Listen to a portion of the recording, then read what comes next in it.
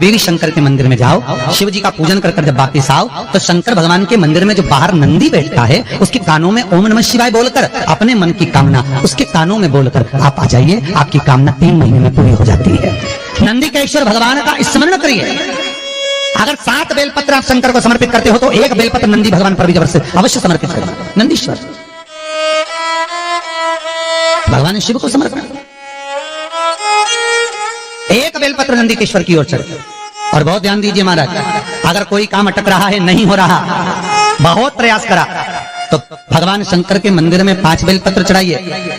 और शंकर भगवान की जो छोटी लड़की है अशोक सुंदरी, आपको बताया था ना अशोक सुंदरी का स्थान, भगवान शंकर की 6 लड़कियां हैं, उसमें से सबसे छोटी लड़की अशोक सुंदरी की जगह पर 1 बेलपत्र चढ़ाइए।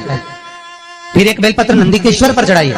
और नंदीकेश्वर पर चढ़ाने के बाद भगवान शंकर के मंदिर के बाहर चौखट पर दिया लगा दीजिए साइड में, और फिर अपने घर पर आ जाइए, आपका कार्य सफल होना प्रारंभ हो जाएगा।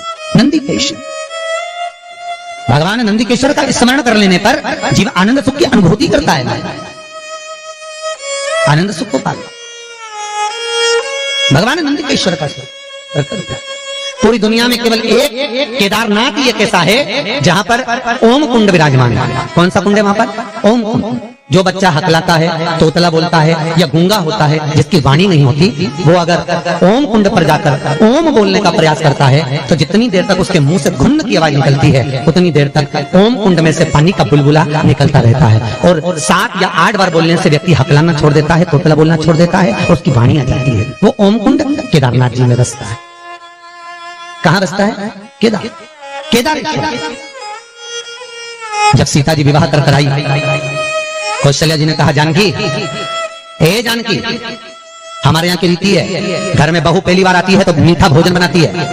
जाओ, या तो खीर बनाओ, या मीठी भात बनाओ, या मीठी चुली बनाओ, कुछ भी करो, हलवा बनाओ, सीरा बनाओ, पर मीठा बनाओ, बनाइए। जाओ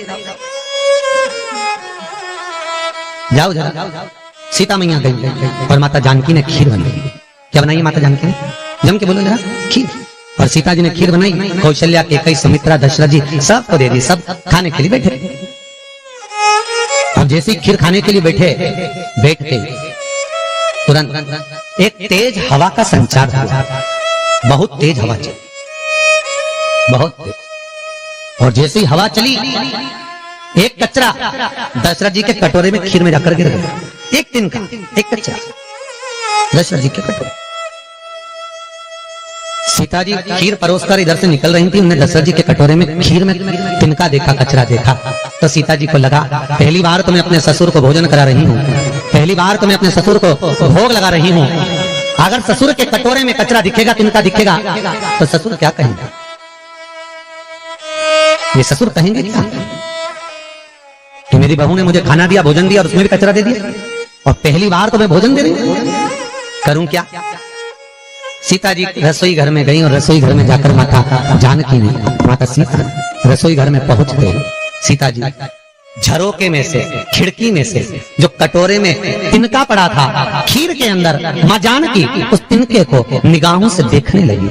ऐसी निगाह से जानकी जी ने देखा, सीता ने देखा कि वो कचरा कटोरे के अंदर ही जलकर भस्म हो गया। वो तिनका कटोरे में ही जल गया। बस अब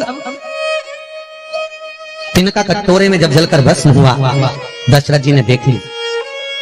और दशरथ जी ने देखा, तुरंत दशरथ जी उठकर सीता के पास में गए। तुरंत, जानकी, जानकी, पिताजी आप आए हो, आओ बैठो। पिताजी रसोई घर में आए आप, मुझे बुलाते मैं आती दौड़कर। आप रसोई घर में क्यों आए पिताजी? कैसे आना हुआ? कैसे आए हो?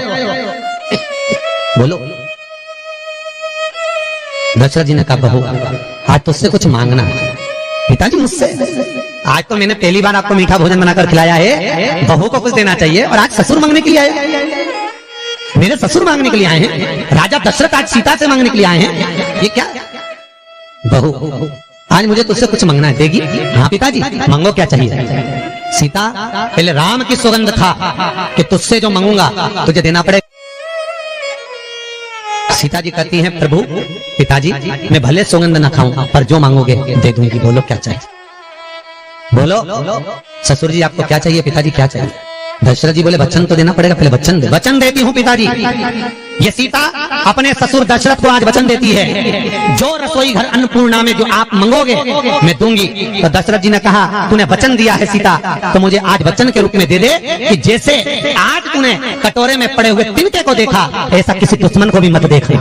वचन दे। सीता जी कहती है मैं वचन देती हूँ कि किसी दुश्मन को भी इस तिनके की तरह नहीं देखूंगी। और चरित्र उठाकर देखो, जब जब रावण आता था सीता एक तिनका उठाकर उस तिनके को देखती थी, रावण को नहीं। तिनके को इसलिए देखती थी कि सीता जी मन में सोचती थी वो तो ससुर को वचन दिया है कि तिनके को देखा, ऐसा किसी को मत देखना, इसलिए इसको देख लूं बहुत है। अगर घूर के देख रही बापड़ा तेरे को छोड़ने वाली नहीं। तिनके को तेरे को तो मैं यूं ही निपटा दूं, एक मिनट नहीं लगे।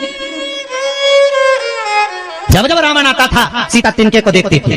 जब जब रावण आया सीता ने तिनके को देखा, बार बार तिनके को देखा। तो रावण ने 2500 बार माता सीता से पूछा था कि मैं आता हूं तो तिनका क्यों देखती है, पर सीता बोली नहीं, क्योंकि मैंने अपने ससुर को वचन दिया है कि किसी जैसा तूने तिनके को देखा ऐसा दुश्मन को भी मत देखना, इसलिए नहीं देख पा रही तेरे को। अगर देख ली थी तो राम को तो आने की भी जरूरत नहीं थी, तुझे तो यूं निपटा के चली जा।